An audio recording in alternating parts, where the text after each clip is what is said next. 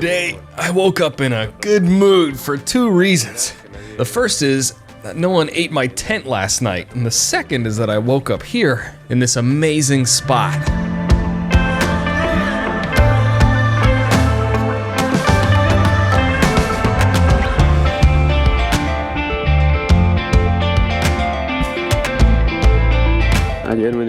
Yesterday I realized, and I saw that the wire which goes back here, it's cut.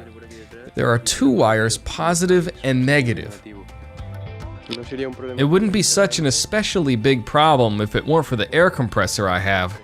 I have an air compressor in case I get a flat and to raise and lower the tire pressures. It's actually pretty important. And I only brought the cigarette lighter charging cable with me. I use it practically every day, and if it runs out of batteries and I get a flat, I am screwed. I unmounted the cigarette lighter socket, and this is how it was. The wire is pretty chewed up, and I thought I could open it and splice it into the piece, but since it's waterproof, you can't access the inside. I'm gonna take the chance today to check the bike over to make sure everything is in order. The truth is that on these roads, the bike gets run through the shaker. The tires are holding up just fine, but you can tell they've taken a beating. I saw a screw that got lost. This one here, which is pretty important. It's also a weird type of screw.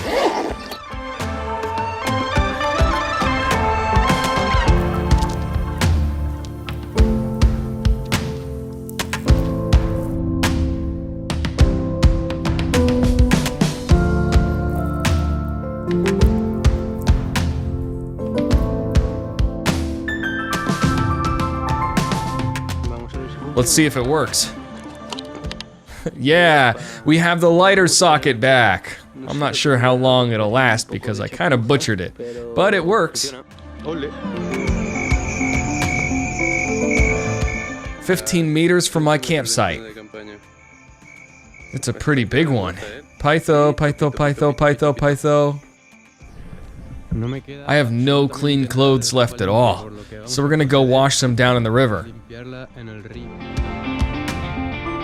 Let's see how that goes.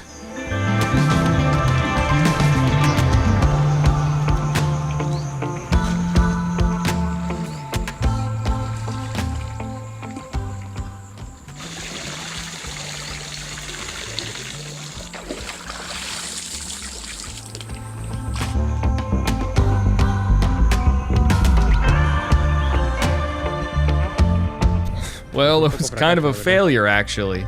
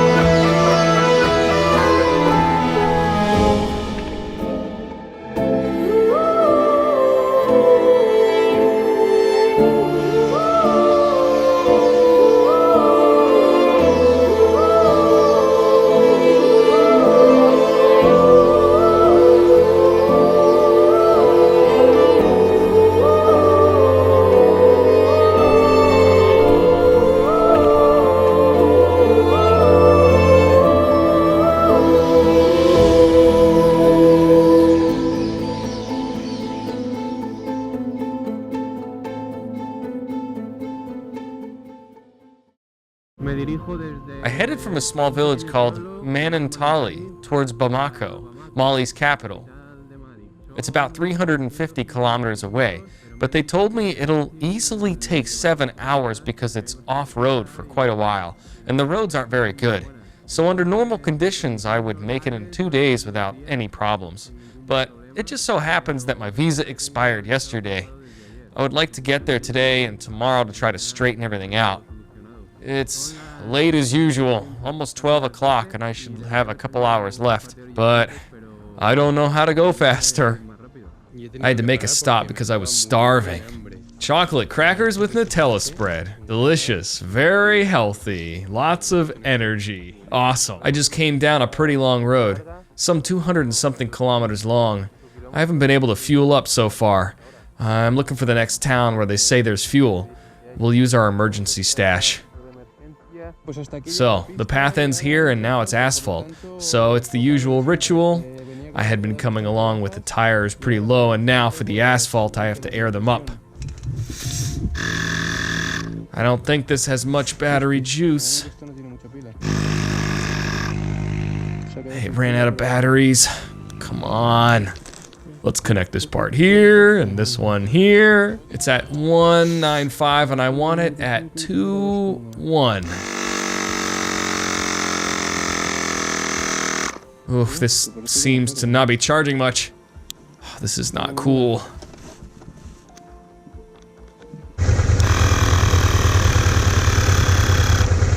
Oh, it's not charging, man. Well, it doesn't charge. We have a problem. I'm gonna leave it on the bike to see if it charges in a bit along the way, but I've got a bad feeling, because I just charged it yesterday and thinking this might happen to me, and it looks like it just didn't charge. It's gonna be a problem to find one of these here. It's a needle in a haystack. I'm not sure if it's the plug, the lighter, or what. It's just got Super 91 fuel. Let's see how the bike goes. I'm really close to Bamako, the capital of Mali. I pushed hard to get there today because of the visa issue. The sun is going down on me, which I'm not too keen on, but I think I'm almost there. Half an hour or so. Since I'm here, I'll go all the way. Since at night, all these potholes can no longer be seen. Lots of activity and lots of movement. It's been quite a few days since I've seen so much activity. Let's get going. I'm getting there at night. Even a blind man knows it. It said 20-something kilometers, but if all of them are in these conditions, it's gonna take a while. Can't see anything. These trucks have their brights on high. Well, this city is gonna be interesting. I thought it would be more like Dakar, but Dakar had a road, and that's life. If I would have left an hour earlier, I would have arrived with daylight.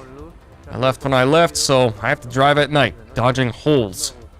Bamako Center, this way. So, this is Bamako. Bustling, among other things. This city here, it's craziness. I like cities a little more at night.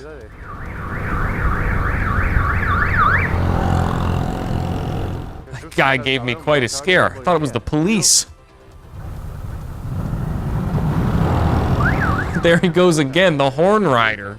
It's a little more expensive than in Senegal, and they're a lot poorer than in Senegal. So they're even more screwed. And this, if I'm not mistaken, is the Niger River. But I'm not sure at all. What are these people doing?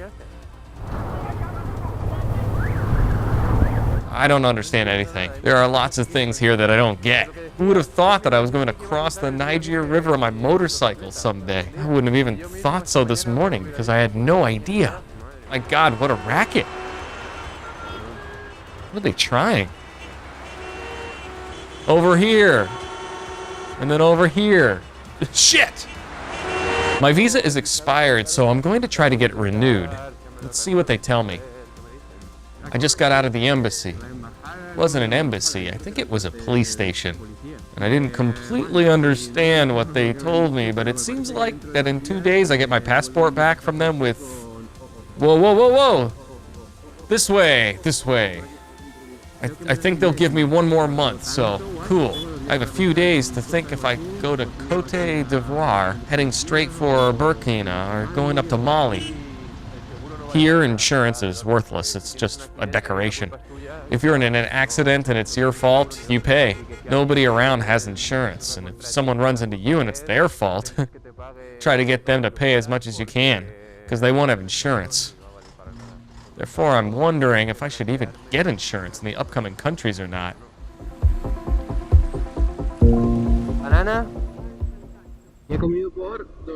I've eaten for 200 francs. It was usually some 500.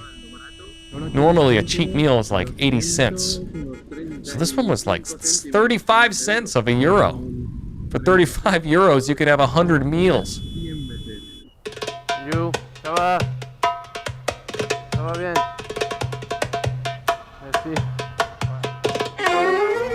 This is the textile district, and I'm looking for the tools in the mechanical district.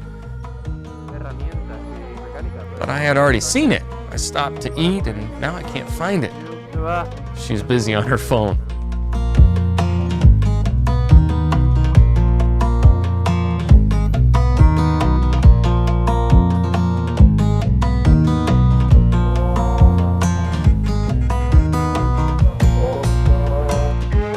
And this is where I sleep. It's actually really a fucking bunker. It's like a kind of hostel where they let me pitch the tent for a modest price. And the German and French embassies are right over there, and I'm not sure what else. Oh, my friends.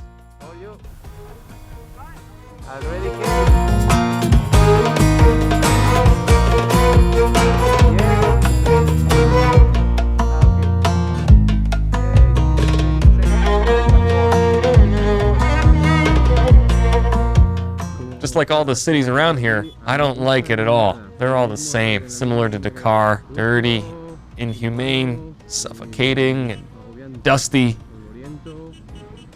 Super polluted, and oh well.